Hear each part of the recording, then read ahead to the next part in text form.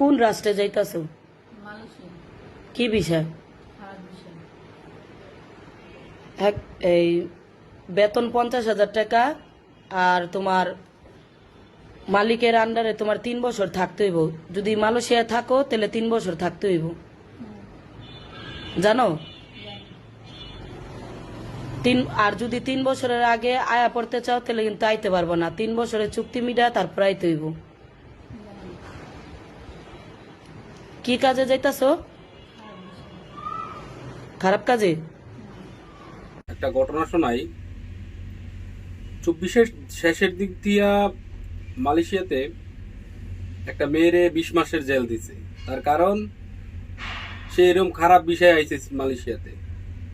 তো আসার পরে ও আর খারাপ কাজ করব না। খারাপ কাজ করব না, তখন তোরা যে বিষয়ে আসিস এই বিষয়ে কিন্তু তোরা খারাপ কাজ না করে পারবি না, কারণ বৈধতা। তোরা চাইলেও তখন আর অন্য কোনো কাজ বা কোনো কিছু করবি এটা সম্ভব না, কারণ তোদেরকে আনেই এই ধরনের বিষয়।